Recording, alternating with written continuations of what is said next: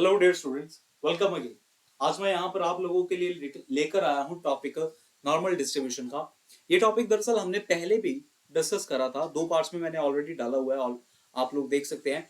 But ये जो topic है नॉर्मल डिस्ट्रीब्यूशन का, आज हम एक नए मेथड से करेंगे जो कि होगा यूजिंग द शेडेड एरिया। पहले मैंने जब आप लोगों को क्वेश्चन करवाए थे वो किसी और मेथड से करवाए हुए हैं, वो 5 की फॉर्म में करवाए हुए हैं, वो 1 के साथ माइनस करके करवाए हुए हैं। लेकिन आज के जो सम रहेंगे वो रहेंगे एक ऑल्टरनेटिव मेथड के साथ। इससे जो आंसर है आप लोगों का सही आएगा, उससे भी आप लोगों का आंसर सही आता है। ये मत सोचना कि भाई उससे गलत आता है या इससे गलत आता है, ये क्या चीजें हैं। दरअसल नॉर्मल डिस्ट्रीब्यूशन को सॉल्व करने के आप लोगों के पास दो मेथड होते हैं। जो हमने ऑलरेडी पहले क्लासेस में जो डिस्कस करा था वो था आप लोगों के पास, आप लोग कह सकते हैं भाई, जिसमें आप लोग कंप्लीट में से माइनस करते हैं चीजें, मतलब प्रोबेबिलिटी जो होती है 1 होती है ना कंप्लीट, तो 1 में से चीजें माइनस करते हैं। लेकिन आज हम यूजिंग द शेडेड एरिया कर रहे हैं। कुछ कुछ कॉलेजेस में नॉर्मल डिस्ट्रीब्यूशन इस मेथड से करवाई जाती है और कुछ कुछ कॉलेजेस में दूसरे मेथड से करवाई जाती है। तो भाई आप लोगों के अकॉर्डिंग, आप लोगों के कॉलेज के अकॉर्डिंग जैसे भी आप लोगों को करवाई जाएगी आप लोग उस मेथड के साथ कर सकते हैं। आज मैं नेक्स्ट पार्ट में आप लोगों को यही चीज सिखाऊंगा कि कैसे हम लोग सॉल्व कर सकते हैं सेम वही वाले question but using the shaded area. तो भाई सबसे पहले तो हमें शेडेड एरिया के बारे में थोड़ी बहुत जानकारी होनी चाहिए कि शेडेड एरिया क्या रहने वाला है। फंक्शन जो रहेगा, जो फंक्शन हम लोग पहले पढ़े थे नॉर्मल डिस्ट्रीब्यूशन का, सेम टू सेम वही फंक्शन है। जो रिप्रेजेंटेशन है x of the random variable, क्या है वो, normal of mu comma sigma square, same वैसी तरीके से सारी चीजें वही है। बट जब मैं ग्राफ की बात कर रहा हूँ, शेडेड एरिया की बात कर रहा हूं, तो वो समझिएगा क्या रहता है। भाई आप लोगों के पास नॉर्मल डिस्ट्रीब्यूशन के अंदर ना कर्व कुछ ऐसी करके रहती है, ऐसी करके कर्व रहने वाली। अब मान लो यार ये मिड वैल्यू है, ठीक है, ये मीडियन है।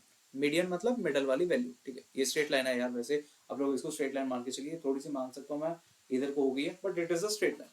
अब ये क्या करेगी, ये हमारे इस कर्व को हाफ हाफ पार्ट में डिवाइड कर लेगी, हाफ हाफ पार्ट में डिवाइड कर लेगी। अब अगर आप लोग नॉर्मल डिस्ट्रीब्यूशन की जो रेंज है वो देखें, नॉर्मल डिस्ट्रीब्यूशन की रेंज होती है माइनस इन्फिनिटी टू इन्फिनिटी। और आप लोग ये चीज जानते हैं कि प्रोबेबिलिटी का सम आप लोगों के पास 1 ही आने वाला है। हमने बहुत सारे पार्ट्स में डिस्कस करा था 1 आने वाला। अब क्या होगा यार, अगर प्रोबेबिलिटी सारी का सम 1 होता है, हाफ ऑफ पार्ट की वजह से इस पार्ट का आंसर क्या आ जाएगा 0.5 और इस पार्ट का आंसर क्या आ जाएगा 0.5। ओके, आप लोगों को भाई ये सीधी सी बात जो है, साधारण सी बात जो है क्लियर हुई होगी, ठीक है। अब उसके बाद क्या करेंगे यार, ये चीज पढ़ने के बाद भाई आप लोग अब सारा का सारा कंसेप्ट अपने दिमाग में कर सकते हैं। अच्छा, एक और चीज, कुछ कॉलेजेस में 1 टेल टेस्ट करवाया जाता है, कुछ कॉलेजेस में 2 टेल टेस्ट करवाया जा रहा है। इस बार मैं आप लोगों के साथ 2 tail test, sorry 1 tail test discuss कर रहा हूं। इसको हम लोग बोलते हैं 1 टेल, ठीक है। 1 टेल में हमेशा 0.5 में से माइनस होता है, एडिशन होती है, हाफ हाफ पार्ट करा जाता है 1 टेल में। लेकिन 2 टेल वो वाला जो पहले वाला जो करवाया था ना पहले पार्ट में, आई थिंक वो 12th और 11th पार्ट है, 11 12 पार्ट है इसी प्लेलिस्ट का, उसमें मैंने 2 टेल टेस्ट की यूज करा हुआ है, ठीक है। अब अगर उसकी बात करें नेक्स्ट टेबल की, टेबल भी 2 टेल के लिए अलग रहता है, 1 टेल के लिए अलग रहता है। आप लोग देख लेना भाई आप लोगों को पेपर में कौन सा टेबल मिल रहा है। ज्यादातर केसेस में अगर आप लोग इंजीनियरिंग से हैं तो इंजीनियरिंग में आप लोगों के पास यही वाला टॉपिक 1 टेल टेस्ट ही पूछा जाएगा, ठीक है। अच्छा, अब समझते हैं थोड़ी सी, एक ट्रांसफॉर्मेशन है। हम लोग क्या करेंगे, हम लोग अपने जो रैंडम वेरिएबल x है ना उसको हम लोग ट्रांसफॉर्म करेंगे z की फॉर्म में। अब वो कैसे होता है, ये फार्मूला आप लोगों को याद रखना है, z is equal to x minus mu upon sigma, transformation के लिए यूज होने वाला है। यहाँ पर एक्सपेक्टेशन जो रहती है z की वो क्या रहती है 0, और वेरिएंस जो रहता है z का वो रहेगा अपने पास 1। इतना कुछ अपने वैसे अगर याद रखना है चाहते हो रख लीजिए, बट इतना डेप्थ में नहीं पूछते, डायरेक्ट आपको क्वेश्चन पूछे जाते हैं, ठीक है।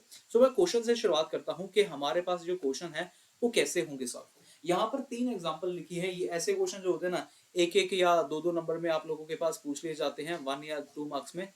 इसके अकॉर्डिंग भी समझते हैं अपना सारा का सारा कंसेप्ट क्या रहने वाला है। जैसे कह रहे हैं find the area such that, area find करना है such that 0 less than equal to z less than equal to 1.3। भाई अगर आप लोग अपना मतलब ग्राफ बनाए यहाँ पर, ठीक है ना, ग्राफ बनाए, ग्राफ बना रहे हैं आप लोग, ये मान के चलेगा ये आप लोगों का हमेशा क्या रहने वाला है, 0 वाला पॉइंट रहना, और ये कुछ आप लोगों का 1.3 वाला एरिया है, 1.3 वाला पॉइंट रहेगा, है कि नहीं। नंबर लाइन के ऊपर जस्ट मैंने रखा है। अगर नंबर लाइन के ऊपर रखा है, हमें कह रहे हैं एरिया निकालना सच दैट 0 से लेकर 1.3 तक का, दैट मीन्स कुछ यार यही तो एरिया हो जाएगा, है ना, यही एरिया हो जाएगा। आप लोगों ने अब क्या करना है, कुछ खास काम नहीं है, कोई आप लोगों ने डबल इंटीग्रेशन नहीं लगानी, कोई ऐसे line parallel to y axis parallel to x axis ऐसा कुछ नहीं करना। आप लोगों ने नॉर्मल डिस्ट्रीब्यूशन टेबल के अंदर आप एक जस्ट प्रॉपर्टी है, मैं आप लोगों को बोलूंगा, आप लोगों ने वो देखनी है, उसके अकॉर्डिंग अपना आंसर बता देना, ठीक है। अब जैसे यार यहाँ पे क्या होना, जैसे हमें चाहिए area 0 less than z less than equal to 1.3, हम क्या करेंगे भाई, अपनी वैल्यू को देखेंगे एट द पॉइंट 1.3, माइनस कर देंगे 0 पे, मतलब जैसे b माइनस ए कर दिया ऐसे करके, मतलब ये मेरे पास a वाला पॉइंट है, a less than equal to z less than equal to b, तो वो क्या आ गया, phi of b minus phi of 0, कुछ ऐसा कर, ठीक है।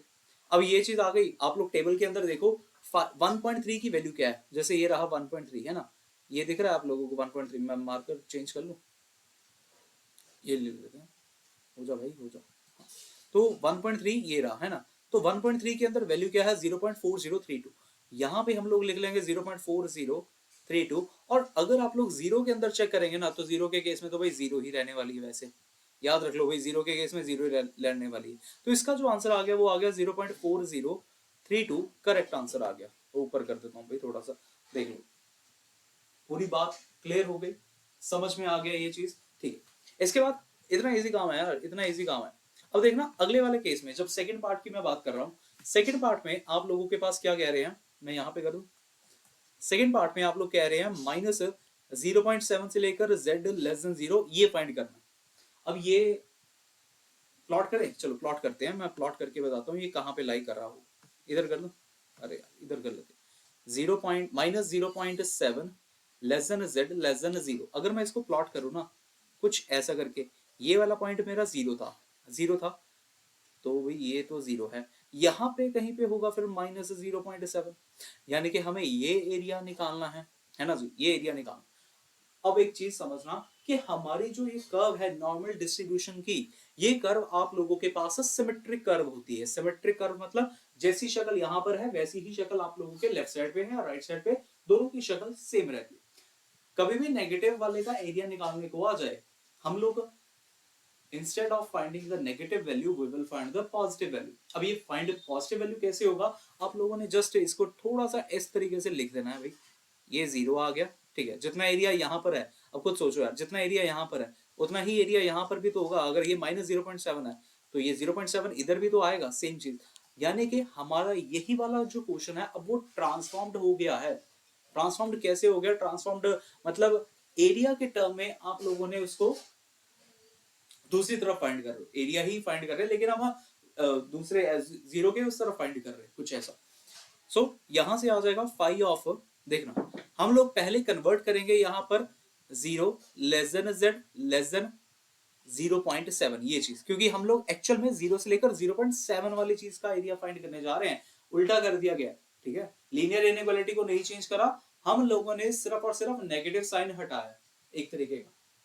लीनियर इनइक्वालिटी भी चेंज हुई है क्या, हाँ थोड़ी बहुत तो हो सकती है, बट ट्रांसफॉर्मेशन समझ में आ गई ना, इधर से सिमेट्रिक उठाकर हमने दूसरे वाला साइड का एरिया निकालना शुरू कर दिया।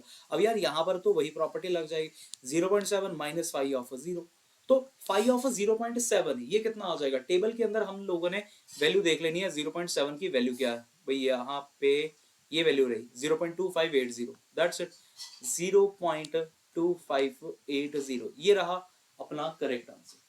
पूरी बात समझ में लग गई होगी, मैं थोड़ा सा साइड में हट जाता हूँ, आप लोगों को अब क्लियर हो गया है, ठीक है ना, मैं मान सकता हूँ। नेक्स्ट पार्ट एक और डिस्कस करते हैं, जैसे यहाँ पर मैंने थर्ड पार्ट में आप लोगों के लिए लिखा है minus 0.7 less than equal to z less than equal to 1.3, यहाँ पे करते हैं, मतलब एरिया निकालने हैं zero less zero minus 0.7 less than equal to z less than equal to 1.3।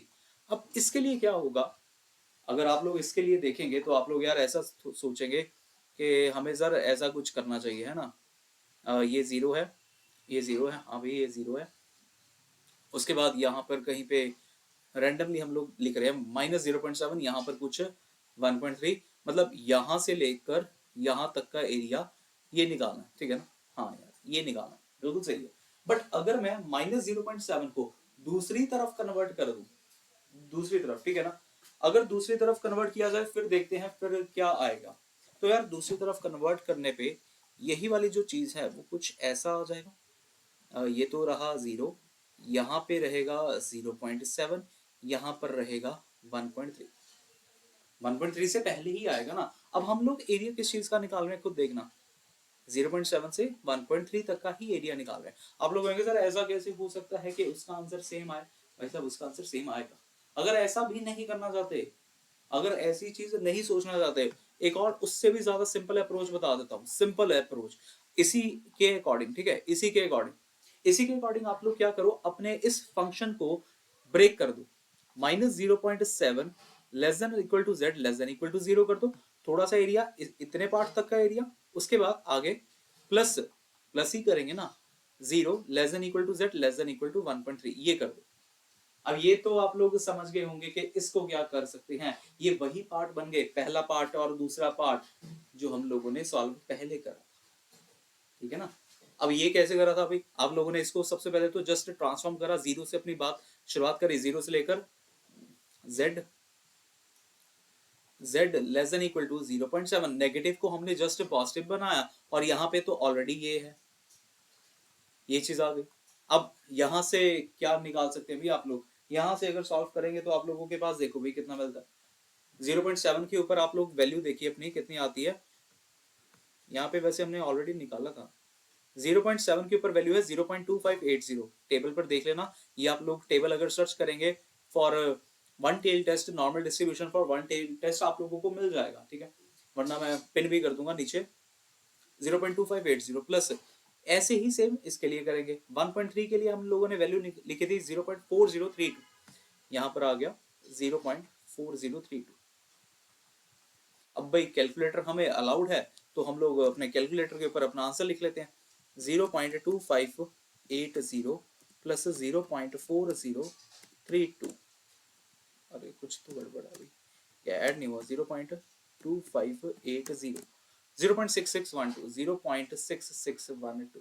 सो आप लोग क्लियर कर देख सकते हैं। अब आप लोगों के पास जो आंसर आया है प्रोबेबिलिटी का वो बिल्कुल सही आया है। 0.4032 0. क्या वैल्यू सही लिखी है क्या मैंने? 0.7 के ऊपर वैल्यू क्या सही आई है? ओके हाँ सही आई है। ओके सही आई है। सो इस तरीके से आप लोगों का ये जो आंसर है वो करेक्ट आ गया, ठीक है ना। एक और क्वेश्चन दूं, एक और क्वेश्चन ऐसा ही करते हैं, फिर आप लोगों को और थोड़ी सी अंडरस्टैंडिंग हो जाएगी। मान लो यार मैंने आप लोगों को निकालने को बोला एरिया इसका, find the area such that, area such that, area such that, कुछ भी रैंडमली वैल्यू ले लेते हैं, -0.2, -0.2 less than equal to z less than equal to 1.9, ये लिख रहा हूँ। इसके लिए भी सेम चीज, सबसे पहले क्वेश्चन आ जाए ना भाई, ये सिमेट्रिक कर्व जो है ना ये जरूर प्लॉट करना, इससे थोड़ी सी अंडरस्टैंडिंग आप लोगों को अच्छी हो जाएगी। -0.2 कहीं यहाँ पे होगा, 1.9 यहाँ पर होगा। हमें जो एरिया निकालना है वो इस चीज का हमें एरिया निकालना है। अगर इस चीज का एरिया निकालना है तो कैसे करना चाहिए, -0.2 से लेकर 0 तक का प्लस 0 से लेकर z से लेकर 1.9 यहाँ तक का, तो कितना बन गया। -0.2 को पहले कन्वर्ट कर लेते हैं पॉजिटिव में, ठीक है।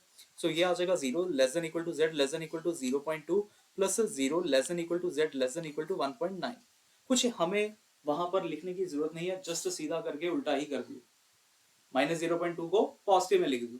अब यहाँ पे मैं क्या करूंगा, 0.2 की वैल्यू चेक करूंगा। एक तो 0 पे तो पता है मुझे 0 होने वाली है, यानी कि फाई ऑफ 0.2 चेक होगा, plus phi of 0, sorry minus minus, यहाँ पे माइनस, प्लस यहाँ पे phi of 1.9 minus phi of 0, ठीक है, ये चीज है।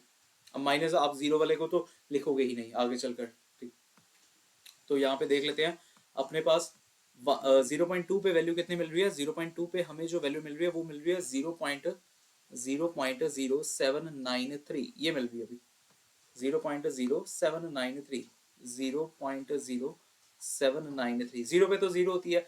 1.9 के ऊपर चेक कर लेते हैं वैल्यू कितनी मिल रही है। 1.9 ये रहा 1.9, 0.4713, 0.4713, इनको ऐड कर लेते हैं अपने पास।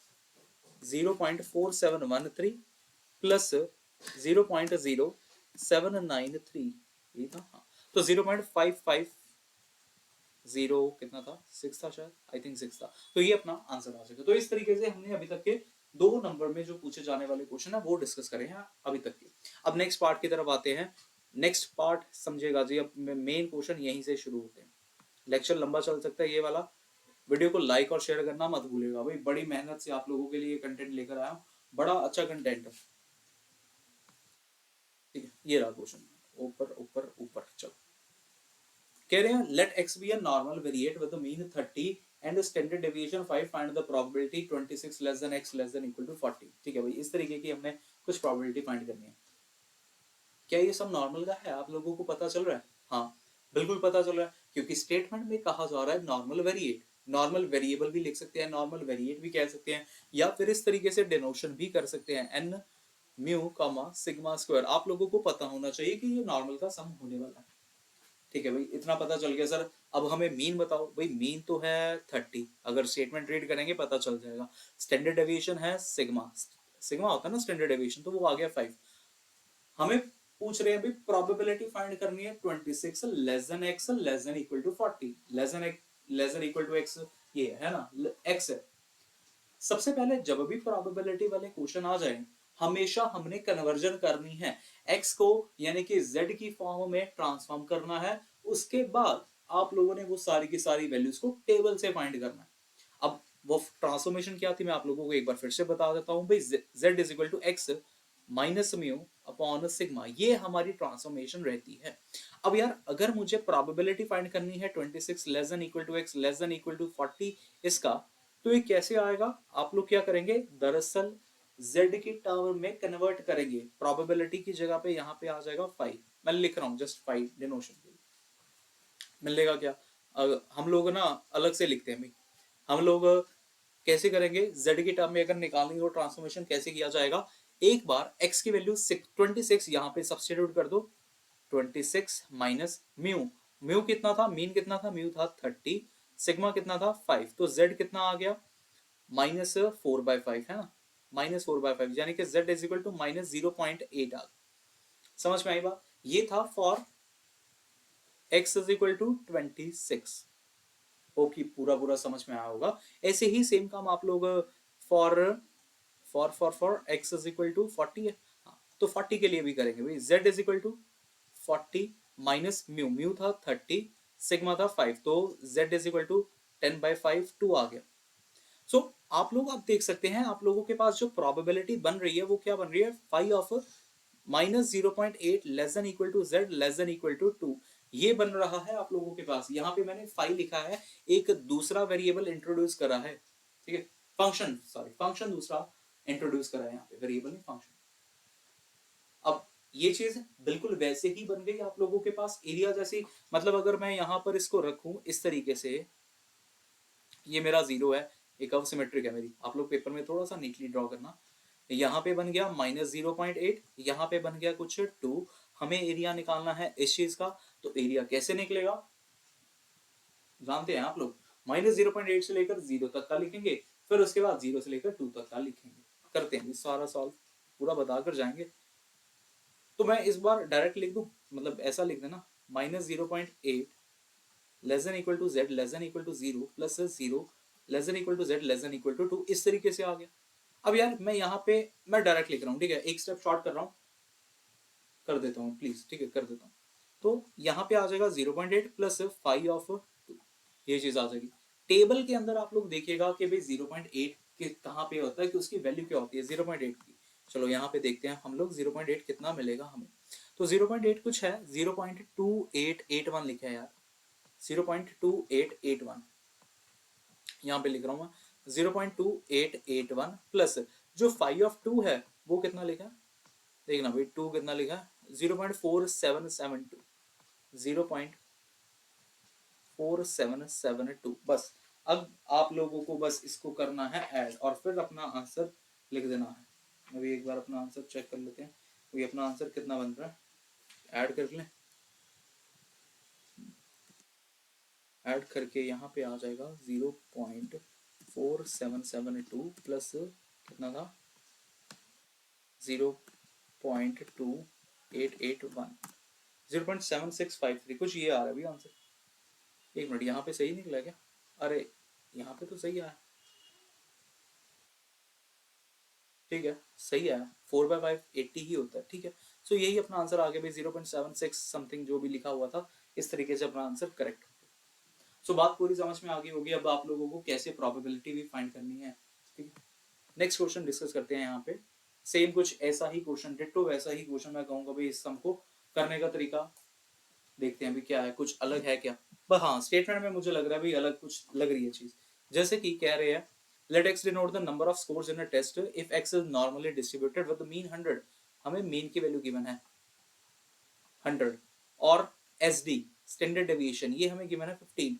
Find the probability that x does not exceed 130। भाई एक्स की वैल्यू 130 से ज्यादा नहीं हो रही, एक्स की वैल्यू 130 से ज्यादा नहीं हो रही, यानी कि लेस देन इक्वल टू 130 आ जाएगा, है कि नहीं बात, ये बिल्कुल सही है ना, समझ में आ गया। अब चलो कर्व बनाते हैं, और अब यहाँ पे एक नया कंसेप्ट मैं आप लोगों को सिखाऊंगा, देखना भाई। अब हमें फाइंड करना है probability x less than equal to 130। सबसे पहला काम हमेशा हमारा होना चाहिए कन्वर्जन का, ट्रांसफॉर्मेशन का। z इज इक्वल टू कितना आ जाएगा 130 माइनस म्यू कर देंगे अपॉन में कर देंगे सिग्मा। ये कितना बन गया, z is equal to 130 minus 30, 30/15 2। तो हमें दरअसल यहाँ पर जो फाइंड करना है वो फाइंड करना है z less than equal to 2। अब अगर मैं यहाँ पर कर्व ड्रॉ करूं, यार ये कर्व थोड़ी सी सुंदर बना देते हैं, इतनी गंदी नहीं बनाऊंगा, इतनी गंदी तो मेरी ड्राइंग नहीं है। कर्व ड्रॉ करें अगर सुंदर सी, तो कुछ क्या बन रहा है, चलो कर्व ड्रॉ करते हैं कुछ, आई एम सॉरी, इसके लिए तो भाई पूरा पूरा सॉरी, ये तो एक पहाड़ बन गया ना। चलो ये थोड़ा सा फिर भी बेहतर, यहाँ पे आप लोगों के पास 0 होगा, यहाँ पर आप लोगों के पास 2 होगा। अब हमें जो कह रहे थे फाइंड करने को, वो कह रहे थे भाई प्रोबेबिलिटी फाइंड करनी है आप लोगों ने z less than equal to 2। मतलब यार ये सारा का सारा इससे कम वाला हिस्सा लेना है, ठीक है ना, इससे कम वाला हिस्सा। अब यार अगर आप लोग इससे कम वाला हिस्सा लेंगे, इससे कम वाला हिस्सा, आप लोगों ने देखा होगा जितने भी हमने अभी तक के सम करे, वो 0 से 2 हो रहे थे, या मतलब 0 से एक तरफ जा रहे थे ना, 0 से एक तरफ जा रहे थे, 0 से पीछे नहीं जा रहा था। अगर कोई चीज 0 से पीछे जा रही थी, हम लोग उसको मतलब उसमें ऐड कर रहे थे, अगर ऐसा रह रहा था, है ना, कुछ ऐसा चल रहा था। लेकिन इसमें क्या होगा, आप लोग जानते हैं कि इतने पार्ट का जो आंसर आने वाला है वो आने वाला है 0.5, क्योंकि हाफ ऑफ पार्ट में हमारी प्रोबेबिलिटी जो होती है वो डिवाइड हो जाती है। इस तरीके से हम लोग कह सकते हैं भाई आधा आधा पार्ट अगर डिवाइड हो रहा है, 0.5 लेफ्ट साइड पे रहेगी, राइट साइड पे 0.5 रहेगी। 0 से लेकर इधर वाला सारा का सारा उसका प्रोबेबिलिटी हमेशा 0.5 आने वाला, ठीक है। अब यहां से मैं ये लिख सकता हूं कि 0.5 प्रोबेबिलिटी प्लस, अब इसी डायग्राम को अगर मैं थोड़ा सा शॉर्ट कर दूं, क्योंकि मैंने यहां पर ऑलरेडी प्रोबेबिलिटी उसकी जो थी लिख ली है, तो मेरा हिस्सा कितना रह गया, यहां तक का ही तो रह गया, 0 से 2 तक का ही रह गया। और अगर मेरा 0 से 2 तक का रह गया, मैं कैसे फाइंड करूंगा, 0 less than equal to z less than equal to 2। इस तरीके से, क्या बात ये समझ में आई? ये बड़ी ही जरूरी बात है, अगर ये समझ में आ जाएगी, अगले न्यूमेरिकल 3 पार्ट्स में है, सारे के सारे आप लोगों को समझ में आ जाएंगे। यहाँ पे देखना भाई ये क्या बनने वाला है, 0.5 प्लस, अब यार 5 ऑफ 0 से 2 जाना है, यानी कि सीधा सीधा मैं 5 ऑफ 2 ही फाइंड करता हूँ, ये मिल जाएगा 0.5, आप लोग देख नहीं पा रहे होंगे, ये मिल जाएगा 0.5 प्लस 2 की वैल्यू हम लोग अपने टेबल पे देखेंगे कि 2 की वैल्यू हमें कितनी मिल रही है, ये मिल रही है 0.4772, दैट्स 0.4772। तो अगर आप लोग ऐड करेंगे तो ये आ जाएगा 0. ऐड कर लेते हैं भाई, 0.5 प्लस 0.4772, 0.9772, 0.9772, तो ये रहा अपना इस केस का करेक्ट आंसर। अब तो भैया पूरा ओके है, अब तो लाइक करना बनता है अगर समझ में आया। जब जब आप लोगों को समझ में आएगा ना, तब आप लोगों ने लाइक करना, जब जब नहीं, ऐसे नहीं, जब भी आप लोगों को पहली बार समझ में आ जाए तब लाइक कर देना। हाँ, वरना ऐसे तो दो तीन बार आप लोग करेंगे तो वीडियो अनलाइक हो जाएगी, वो नहीं मैं चाहता आप लोग करें। नेक्स्ट क्वेश्चन, ऐसा ही एक और क्वेश्चन डिस्कस करते हैं, यहाँ पर क्या कह रहे हैं, ये तो बहुत इजी क्वेश्चन है भाई, आप लोग झट कर लेंगे इसको, मैं सेकंड्स में करता हूँ।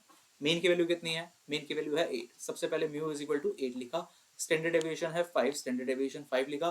प्रोबेबिलिटी क्या फाइंड करनी है, प्रोबेबिलिटी फाइंड करनी है 10 to 14 वाली की, probability 10 less than equal to x less than equal to 14। बाकी की बातें जो ये जो 100 एडल्ट है इसके बारे में बाद में चर्चा करता हूँ आप लोगों के साथ, जरूर करूंगा। ट्रांसफॉर्मेशन पहला स्टेप, अगर मैं ट्रांसफॉर्मेशन करूं x की वैल्यू 10 है, ठीक है, फॉर x की वैल्यू 10, z कितना आ जाएगा देखना, 10 माइनस 8/5, ठीक है, 10 माइनस 8/5, ठीक है। So z is equal to, okay, 10 minus 8 करने पे कितना हो गया, 2/5, 0.4 होता है। हाँ यार 0.4 ही होता है। उसके बाद जब आप लोगों के पास x की वैल्यू 14 है तो z कितना आ जाएगा, okay, 14 minus 8/5, that's it, z is equal to 1.2, 6/5, हाँ, z इज इक्वल टू 1.2 आ गया। अब अगर आप यहाँ पर देखें थोड़ी सी नई चीज, क्या समझ में आता है देखना, बड़ी गजब सी चीज समझ में आएगी आप लोगों को इसमें भी, क्योंकि अभी तक जितने भी क्वेश्चन करे ये वाला क्वेश्चन उनसे अलग है। किस तरीके से अलग है, डायग्राम बनाकर फिर दिखाता हूँ कि कैसे अलग है। चलाओ भी, डायग्राम बनाकर दिखाएंगे, ऐसे नहीं, कर्व ड्रॉ कर कर डायग्राम बनाकर, ये रही अपनी कर्व, यहाँ पर रहेगा 0, यहाँ पर रहेगा कहीं पे 0.4, यहाँ पर कहीं पर रहेगा 1.2, ठीक है, इस तरीके से, यही था ना, यही था। अब यार अगर मैं प्रोबेबिलिटी इस चीज की फाइंड कर रहा था, प्रोबेबिलिटी 20 लेस देन x, यानी कि ये क्या हो गया, phi of 0.4 less than equal to z less than equal to 1.2 नहीं बन गया ये, है ना, ये बन गया। अब आप लोग कहेंगे सर अगर मैं एरिया की बात करूँ ना, सर आपने एरिया ये वाला लेना, हाँ भाई बिल्कुल एरिया यही वाला लेना है, लेकिन लेकिन लेकिन अब जो चीज नहीं समझनी है ना वो ये समझनी है कि जितने भी हमने ये जो वन टेल टेस्ट पढ़ा अभी, इसमें हमारा जो फंक्शन शुरू हो रहा था वो जा रहा था 0 से लेकर 2 तक, या 0 से लेकर 1.3 तक, या 0 से लेकर किसी और पॉइंट तक, 0 से स्टार्ट हो रहा था, है ना। ये कहां से स्टार्ट हो रहा है, एग्जैक्टली ये स्टार्ट हो रहा है आप लोगों का 0.4 से। अगर ये चीज 0.4 से शुरू हो रही है और खत्म हो रही है 1.2 पर, हमें सबसे पहले यहाँ पर कन्वर्जन करनी चाहिए। कन्वर्जन कैसी है, कन्वर्जन दरअसल ऐसी है कि भाई आप लोग इसको 0 से शुरुआत करें, दोनों के दोनों फंक्शन की। अब यार अगर थोड़ा सा आप लोग अपना मेंटल एप्टीट्यूड लगा पाए, जरा देखना, अगर मैं इस बड़े वाले एरिया में से, मैं नाम लिख देता हूँ, ठीक है, यहाँ पे नाम कर देते हैं ओ A B C D E, इस तरीके से मैंने नाम लिखे हैं, सिर्फ आप लोगों को समझाने के लिए लिखा है, ताकि आप लोगों का पूरा विजुलाइज आप लोग कर पाए इसको। यार अगर मुझे सिर्फ और सिर्फ कितना एरिया चाहिए, ए बी सी डी, इसका एरिया चाहिए, बट मैं ये जानता हूं कि मैं जब भी वैल्यू लिखूंगा तो मैं 0 से शुरू करके लिखूंगा। तो क्या मैं, अगर मैं ओ बी सी ई यहाँ वाली वैल्यू से, जो भी यहाँ से कर्व आएगी, यानी कि 0 से लेकर 1.2 वाली जो कर्व आएगी, वहां से ये वाली वैल्यू अगर मैं माइनस कर दूं, O two A D two E, अरे डी टू ई हो गया, इसको इरेजर चल पर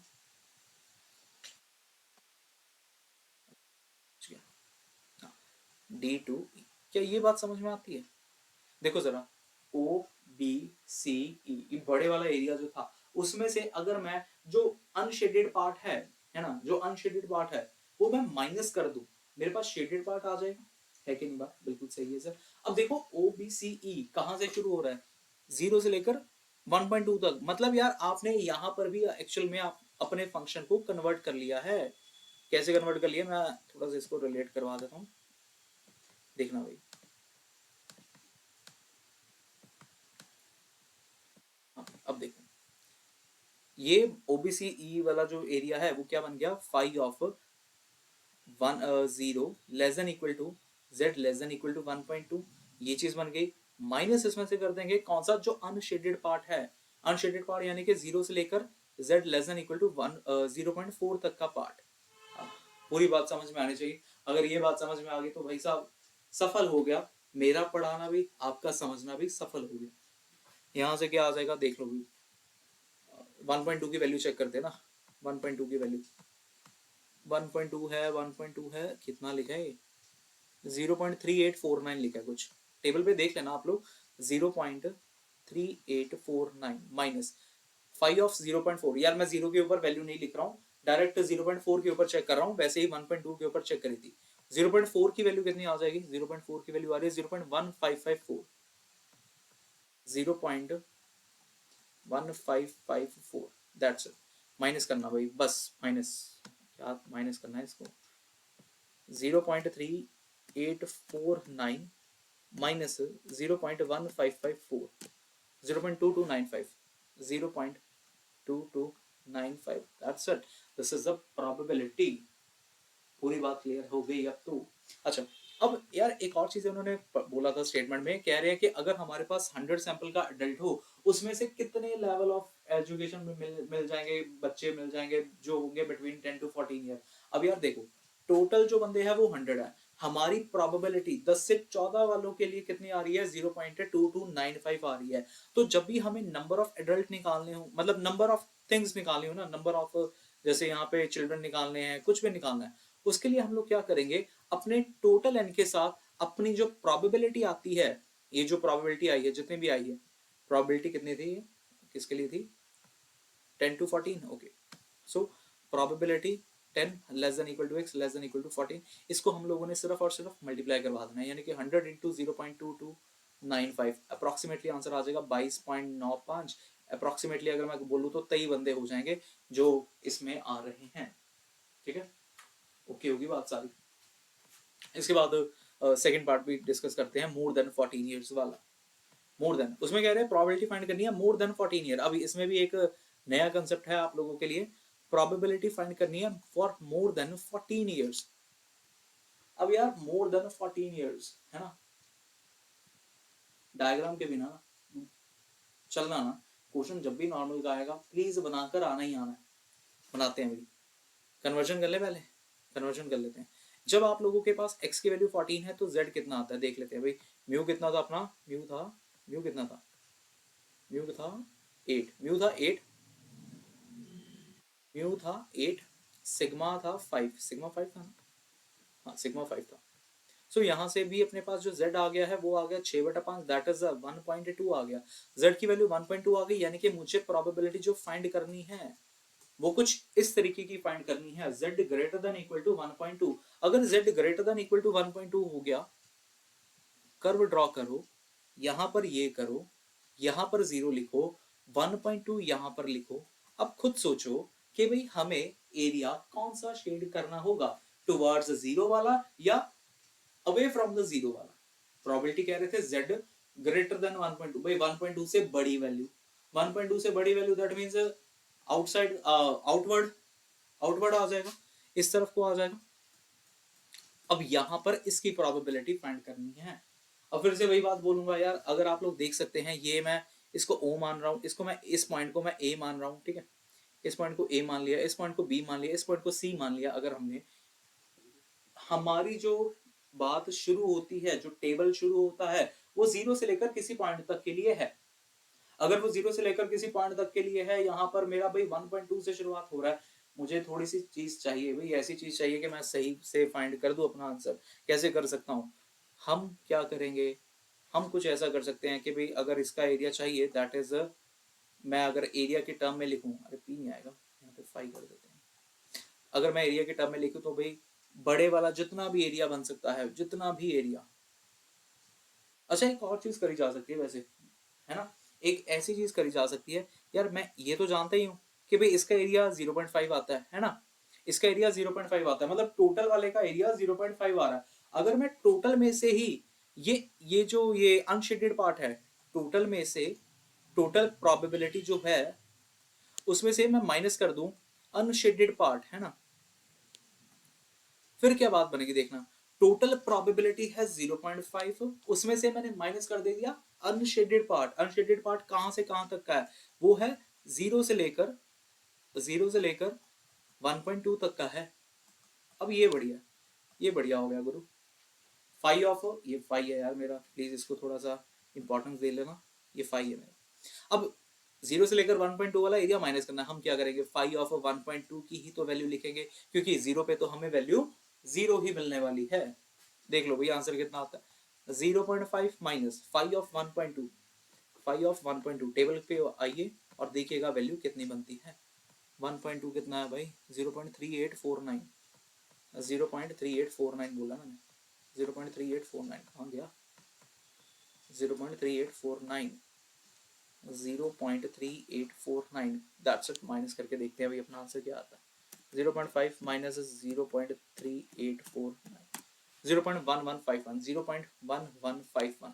अब ये है आप लोगों का आंसर करेक्ट। अगर समझ में नहीं ना आया, एक बार वीडियो को दोबारा से सुन के देखना, अगर ना मजा आए तब कहना, खुद से जब क्वेश्चन करोगे ना आप लोगों के पक्की बात है यार ये क्वेश्चन सॉल्व हो पाएंगे। इतने मजे से आप लोगों को मैंने ये समझाया है ना क्वेश्चन, सच में। अगर नंबर ऑफ एडल्ट की बात करें तो नंबर ऑफ एडल्ट के लिए हम लोग किसी भी चीज के नंबर निकालने के लिए आप लोग क्या करना है, यहाँ पे लिख लेते हैं number of adult is equal to n into probability.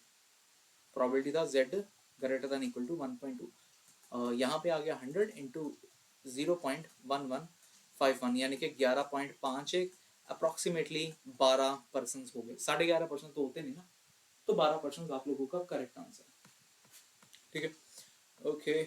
एक लास्ट सम करें, 5वां सम, ये इसको नेक्स्ट में, हाँ 6वां 7वां 8वां, चलो ठीक है यार, एक लास्ट सम करते हैं, 5वां सम लास्ट करते हैं। इसके बाद जो सम होंगे ना वो हम लोग नेक्स्ट पार्ट में करेंगे। 6वां 7वां 8वां वो जो है वो थोड़े से उल्टे से सम है, ठीक है।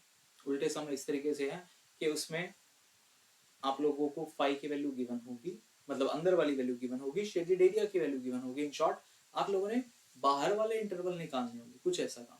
ये पार्ट खत्म करके एक क्वेश्चन आप लोगों को होमवर्क देता हूँ यार, ये अभी ले लो यार, ये वाला क्वेश्चन आप लोग होमवर्क में ले लो। इसका आंसर मुझे कमेंट बॉक्स में जरूर बताना कि इसका आंसर आपका क्या आया था। इसमें तीनों के तीनों पार्ट डिस्कस हो गए।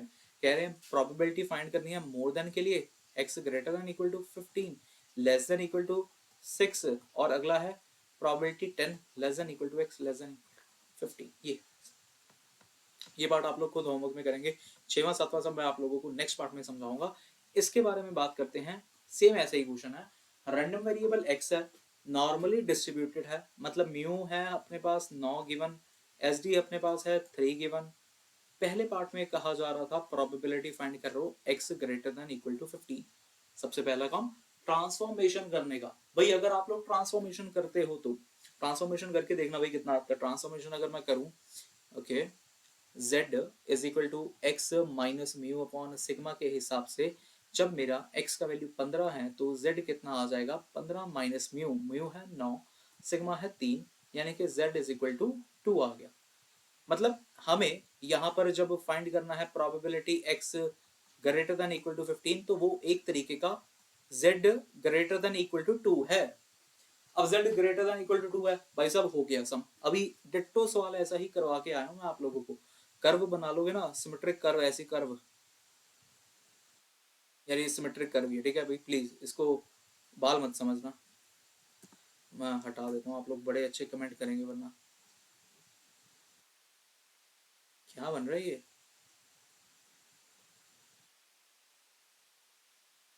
अभी ठीक है, थोड़ा सा बेहतर है, पहाड़ तो है पर फिर भी बेहतर। यहाँ पे हमें चाहिए 2 से ज्यादा वाली, अगर 2 से ज्यादा वाली तक की चाहिए, बड़े वाले में से ना छोटे वाला एरिया माइनस कर देना। ये टोटल एरिया है ना 0.5 वाला, इसमें से आप लोग ये वाला एरिया माइनस कर देना, 0 से लेकर z less than equal to 2 तक का जो अनशेडेड पार्ट है। अगर अनशेडेड पार्ट हम लोगों ने माइनस कर दिया 0.5 माइनस 5 ऑफ 2, अभी मैंने लिखा था शायद 5 ऑफ 2, कहाँ था 5 ऑफ 2, लिखा नहीं था क्या, नहीं लिखा था। चलो 2 के ऊपर चेक कर लेते हैं भाई कितनी वैल्यू थी। 2 के ऊपर हमारी वैल्यू है 0.4772, 0.4772, 0.4772, 0.5 माइनस कर लेते हैं कैलकुलेटर के ऊपर, मैं भी नहीं कर सकता इसको। 0.5 माइनस 0.4772, 0.0228, 0.0228, आई थिंक यही बोला मैंने, दोबारा कर लूँ। 0.5 माइनस 0.4772, 0.228, ठीक है भाई, ये बोला था। ओके, तो ये पार्ट अपना आंसर करेक्ट आ गया। एक बार मैं भी क्रॉस चेक कर लेता हूँ कि हाँ भाई इसका आंसर यही था ना, हाँ भाई ओके, बिल्कुल सही आंसर है। सेकंड पार्ट को देखो भाई, सेकंड पार्ट में क्या कह रहे हैं, प्रोबेबिलिटी फाइंड करनी है 0 less than x less than equal to 9 के लिए। प्रोबेबिलिटी हमने फाइंड करनी है 0 less than x less than equal to 9। भाई कन्वर्जन शुरू करो सबसे पहले तो, और ऐसा ना सोचना कि भाई सीधा P9 के ऊपर फाइंड कर दे, भाई साहब ऐसा नहीं करना। जब तक ट्रांसफॉर्मेशन नहीं करोगे काम बिगड़ जाएगा। ट्रांसफॉर्मेशन के लिए z is equal to x minus mu by sigma करा। जब आप लोगों के पास x की वैल्यू 0 है, आप लोगों के पास z कितना आ जाएगा, 0 माइनस म्यू कितना था भाई, म्यू था 9 और सिग्मा था 3, तो z आ गया -3, z -3 है, z -3 आ रहा है, हाँ भाई z -3 आ रहा है। और उसी के बाद अगर आप लोगों के पास x का वैल्यू है 9, z कितना आ जाएगा, z is equal to 9 - 9/3, zero आ गया भाई, z इज इक्वल टू 0। तो मतलब probability 0 less than x less than equal to 9 के लिए क्या बन गई है, phi of -3 less than equal to z less than equal to 0, ये बन गया।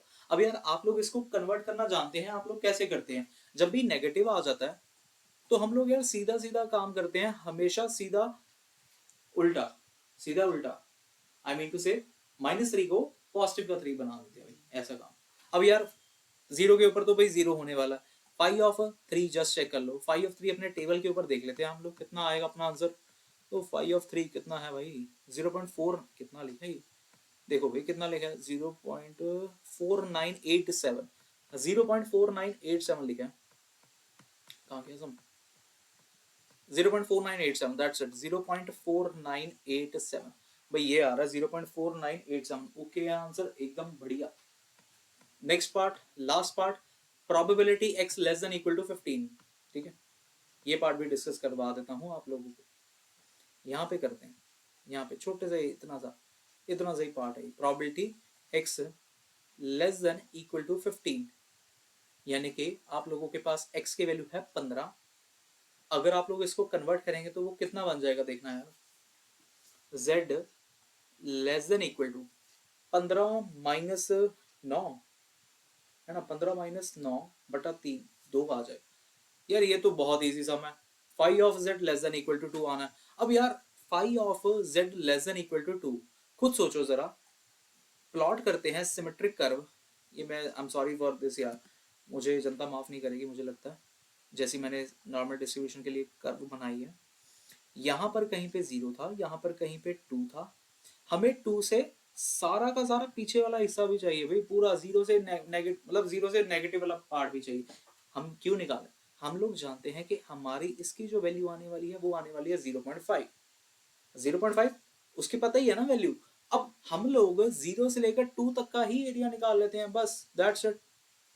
समझ में आई बात, मतलब यार अरे यार नहीं समझ में आया, रुको फिर से समझा देता हूँ, ये देखना भाई, ये देखो, यहाँ पर मैं ये कह रहा हूँ कि आप लोगों के पास इतना एरिया जो शेडेड मैंने करा हुआ है, ये फाइंड करने को बोल रहे थे, लेकिन उसमें से इतने पार्ट की जो वैल्यू है, प्रोबेबिलिटी जो है, आप लोगों के पास 0.5 ऑलरेडी है, तो यार बच क्या गया आप लोगों के पास, आप लोगों के पास बच गया सिर्फ और सिर्फ इतना पार्ट, है कि नहीं बात, इतना पार्ट बच गया, 0 से लेकर 2 तक का बच गया।